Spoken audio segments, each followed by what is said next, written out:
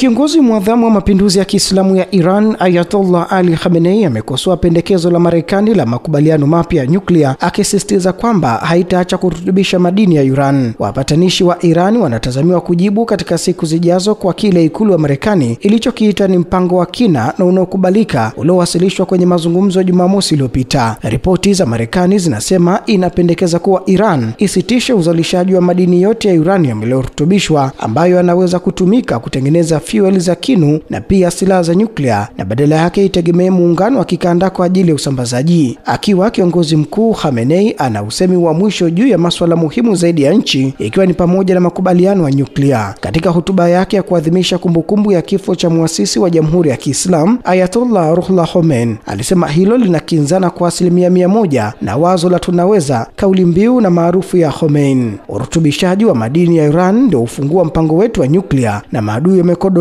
macho urutubishaji huo, kiongozi huyo alisema na kuongeza, viongozi wasio na adabu na wenye kiburi wa Marekani wanadai mara kwa mara kwamba tusiwe na mpango wa nyuklia. Wewe ni nani kuamua kama Iran inapaswa kuwa na madini yaliyorutubishwa? Khamenei alikuwa akizungumza siku chache baada ya rais wa Marekani Donald Trump kusisitiza kwamba Iran italazimika kusitisha urutubishaji wa madini ya uranium. Na vituo vya usambazaji wa misaada huko Gaza vitafungwa baada ya jeshi la Israel kuonya barabara zinazoelekea kwenye maeneo hayo kuchukuliwa kuwa maeneo mapigano. Wakfu wa misaada ya kibinadamu wa Gaza, mtandao wenye utata unaoungwa mkono na Marekani na Israel, ambao ulianza kufanya kazi wiki iliyopita, unasema kuwa unafunga tovuti zake kwa ajili ya kusasisha shirika na kazi za kuboresha ufanisi. Katika taarifa tofauti, jeshi la ulinzi la Israel IDF limesema watu watapigwa marufuku kuingia kwenye vituo vya usambazaji au kusafiri kwenye barabara zinazoelekea kwao. Hii ni baada ya Wapalestina wasiopungua 27 kuuawa na moto uliosababishwa na mashambulizi ya Israel karibu na kituo cha usambazaji wa chakula siku ya Jumanne, kulingana na shirika la ulinzi la kiraia linaloendeshwa na Hamas. IDF imesema wanajeshi wake walifyatua risasi baada ya kuwatambua washukiwa ambao walisogea kwao wakitoka kwenye njia zilizowekwa. Lilikuwa tukio la tatu la mauti ndani ya siku nyingi kutokea kwenye njia kwenda kwenye eneo la shirika hilo. Umoja wa Mataifa umeonya kuwa zaidi ya watu milioni 2 wako hatarini kukumbwa na njaa huko Gaza baada ya Israel kupiga marufuku usafirishaji wa chakula na misaada uliodumu kwa wiki 11. Na watu 5 waliokuwa kwenye msafara wa Umoja wa Mataifa uliokuwa umebeba msaada kuelekea mji unaokumbwa na vita wa El Shafa nchini Sudan wameuawa katika shambulio, mashirika ya Umoja wa Mataifa yamesema. Watu kadhaa pia walijeruhiwa na magari mengi yameteketezwa katika shambulio la Jumatatu lililotokea karibu na El Koma katika jimbo la Darfur Kaskazini. Pande mbili zinazozozana katika vita vyenyewe kwa wenyewe nchini Sudan, kikosi cha waasi na jeshi la Sudan, zimeshutumiana kwa kushambulia msafara wa Umoja wa Mataifa kwa kutumia ndege zisizo na rubani. Umoja wa Mataifa haukueleza jinsi shambulio hilo lilivyotokea, lakini umetaka uchunguzi wa haraka ufanyike na wahusika wachukuliwe hatua. Msafara huo ulijumuisha malori 15 kutoka mashirika ya Umoja wa Mataifa ya chakula na watoto, ambao walisema ni uharibifu na kwamba wanasikitika msaada au kuwafikia watu waliokumbwa na njaa huko El Shafa. El Shafa ni eneo kubwa la mwisho huko Darfur Kaskazini chini ya udhibiti wa jeshi. Raia na wanajeshi katika eneo hilo wamekuwa wakishambuliwa na waasi wa RSF kwa zaidi ya mwaka mmoja. Na jeshi la Israeli limetangaza kwamba limefanya mashambulizi ya anga yaliyolenga silaha za utawala Syria kusini mwa nchi. Gazeti la Observatory limeripoti kuwa milipuko mikali ilisikika katika mji wa Qaitera na maeneo ya vijijini ya Daraa kusini mwa Syria kutokana na mashambulizi ya anga ya Israel. Imebainisha kwamba walilenga kikosi cha 175 karibu na mji wa Isra jirani na Tal al-Mal kaskazini mwa Daraa na Tal al-Shar karibu na Qaitera. Bado hakuna taarifa iliyothibitishwa kuhusu majeruhi wowote. Observatory imeongeza kuwa uvamizi huo wa Israel ulikuja kujibu makombora mawili yaliyorushwa kutoka Syria kuelekea Israel. Kwa upande wake, jeshi la Israeli limethibitisha kwamba ndege yake ilipiga silaha za utawala wa Syria kusini mwa Syria, ikiuwajibisha utawala huo kwa kile ilichokiita kuwa hali ilivyo. Taarifa hiyo imeongeza kuwa utawala wa Syria utaendelea kubeba madhara yake iwapo shughuli za uhasama zitaendelea kufanyika kutoka katika ardhi yake.